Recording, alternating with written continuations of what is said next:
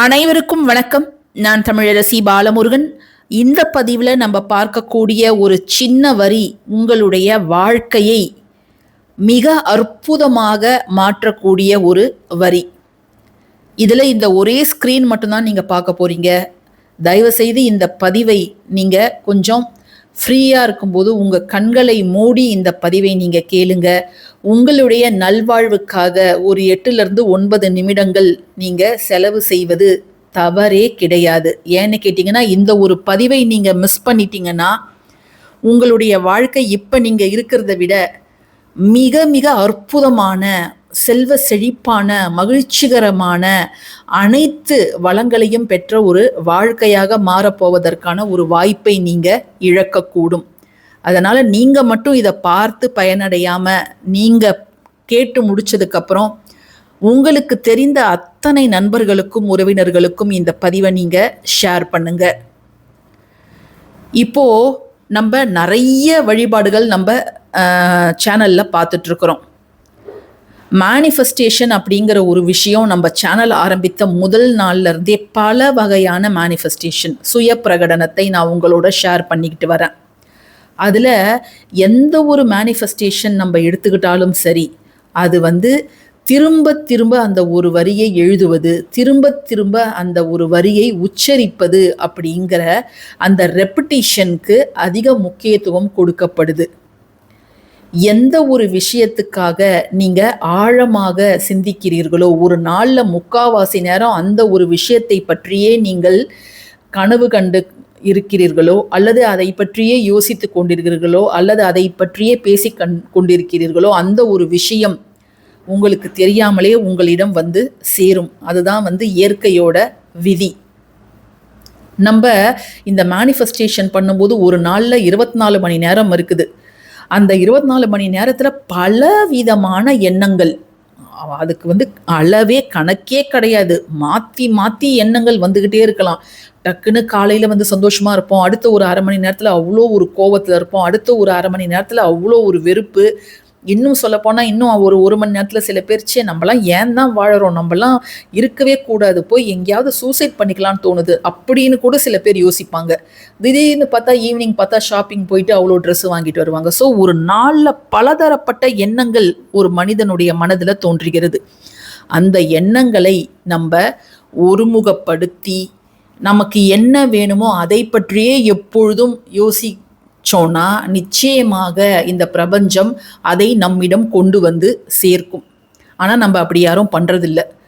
ஏன்னா பல பிரச்சனைகளில் நம்ம சிக்கி தவிக்கிறோம். அதனால தான் மேனிஃபெஸ்டேஷன் சொல்லிட்டு ஒரு நாளைக்கு ஒரு 2 நிமிஷம் 3 நிமிஷம் செலவு பண்ணி நீங்கள் எழுதுங்க, இல்லை அதை திரும்ப திரும்ப அதை உச்சரிங்க அப்படின்னு நம்ம சொல்கிறோம். இப்போ மந்திர ஜபங்கள்லாம் 108 முறை இதை உச்சரிங்க, இந்த ஒரு மந்திரத்தை 27 முறை உச்சரிங்கன்னு ஏன் சொல்கிறாங்க அப்படின்னு கேட்டிங்கன்னா, நீங்கள் திரும்ப திரும்ப ஒரு விஷயத்தை உச்சரிக்கும் பொழுது உங்களுக்கு தெரியாமலேயே உங்களுடைய அதிர்வுகள் பிரபஞ்சத்தில் இருக்கக்கூடிய அதற்கேற்ற அதிர்வுகளோடு போய் சேர்ந்துடும்.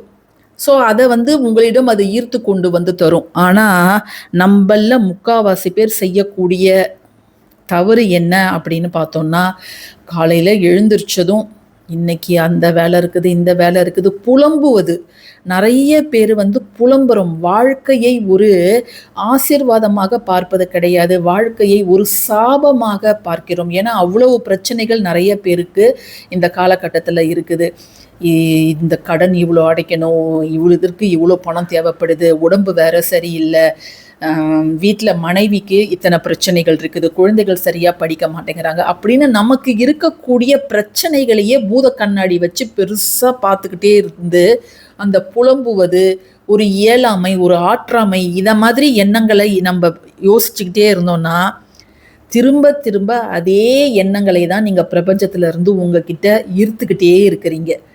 ஸோ நீங்கள் ஆட்டோமேட்டிக்காக நீங்கள் ஒரு சோகமான நபராக தான் எப்பொழுதுமே இருப்பீங்க. ஏன்னா நீங்கள் உங்களுடைய பிரச்சனைகளை தான் எப்பொழுதும் யோசிக்கிறீங்க.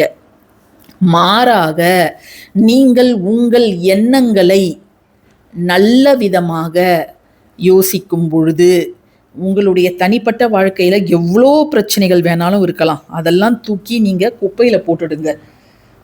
அது எனக்கானது கிடையாது அப்படின்னு அதெல்லாம் நீங்கள் தள்ளி வச்சிடுங்க. தள்ளி வச்சுட்டு இப்போ நம்ம சொல்லக்கூடிய வரியை நீங்கள் ஜஸ்ட் ஒரு 3 நாளைக்கு உச்சரித்து பாருங்க. நீங்களே ஒரு டெஸ்ட் மாதிரி நீங்களே வச்சு பாருங்க. ஏன்னா நிறைய பேருக்கு சந்தேகம் இருக்கும், இது இப்படி பண்ணால் எல்லாம் மாறிடுமா அப்படின்ட்டு யோசிப்பீங்க. ஸோ ஒரு 3 நாட்களுக்கு மட்டும் இதை நீங்கள் செஞ்சு பாருங்கள். ஆனால் நம்ம சொல்கிறத நீங்கள் அப்படியே ஃபாலோ பண்ணணும். இப்போ நீங்கள் உச்சரிக்க ஆரம்பிச்சிங்கன்னா ஜஸ்ட் ஒரு 100 டைம்ஸ் ஒரு இடத்துல உட்காந்து ஜஸ்ட் ஒரு 100 டைம்ஸ் இதை நீங்கள் கண்டினியூஸாக உச்சரிக்கணும். நீங்கள் 1 2 3லாம் போட வேண்டாம்.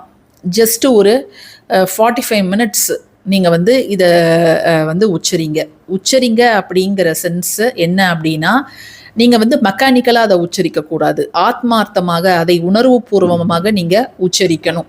அப்போ தான் அது வேலை செய்யும். அதை மாதிரி உச்சரிக்கும் பொழுது உங்களுடைய எண்ணங்கள் நேர்மறை எண்ணங்களாக இருக்க வேண்டும். சந்தோஷத்தோடு நீங்கள் உச்சரிக்கணும். இப்போ ஒரு நாள் ரொம்ப சோகமாக இருக்கீங்க, பட் ஆனால் இந்த மந்திரத்தை உச்சரிக்கணுமே அப்படின்ட்டு உங்களுக்கு தோணுது, அன்னைக்கு நீங்கள் ஸ்கிப் பண்ணிவிடுங்க. என்னைக்கு உங்கள் மூடு நல்லா இருக்கோ, ஹாப்பியாக இருக்கீங்களோ, பாசிட்டிவாக இருக்கீங்களோ, பிரச்சனைகள் எவ்வளோ வேணாலும் இருக்கட்டும், இந்த பிரச்சனைலாம் கூடிய சீக்கிரம் மாறிடும் அப்படிங்கிற எண்ணத்தை வளர்த்துக்கிட்டு இந்த ஒரு வரியை மட்டும் நீங்கள் உச்சரிங்க. ஜஸ்ட்டு நீங்கள் நடுவில் தண்ணீர் வேணும்னாலும் நீங்கள் தண்ணீர் குடிச்சிக்கலாம், சரிங்களா? அப்படி என்ன அந்த வரி அப்படின்னு பார்த்தீங்கன்னா, I am blessed with joy and abundance. I am blessed with joy and abundance.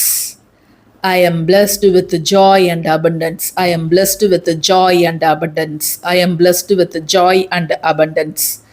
ஜாய்னா மகிழ்ச்சி, அபண்டன்ஸ்னா மிகுதி, செல்வ செழிப்பு அப்படின்னு கூட நம்ம எடுத்துக்கலாம். அதாவது எந்த ஒரு விஷயமும் நமக்கு மிகுதியாக இருக்கிறது தான் அபண்டன்ஸ் அப்படின்னு சொல்லுவோம். ஸோ இதை தமிழில் நம்ம சொல்லணும்னா, நான் மகிழ்ச்சியாலும் செல்வ செழிப்பாலும் ஆசிர்வதிக்கப்பட்டிருக்கிறேன். நான் மகிழ்ச்சியாலும் செல்வ செழிப்பாலும் அல்லது செல்வ மிகுதியாலும் ஆசிர்வதிக்கப்பட்டிருக்கிறேன். ஆசிர்வாதங்கள்லாம் கேட்காதீங்க, ஏற்கனவே நீங்கள் ஆசிர்வதிக்கப்பட்டவர். ஐ எம் பிளஸ்டு அப்படிங்கிற ஒரு அந்த இதில் தான் நீங்கள் இந்த வார்த்தையை உச்சரிக்கணும்.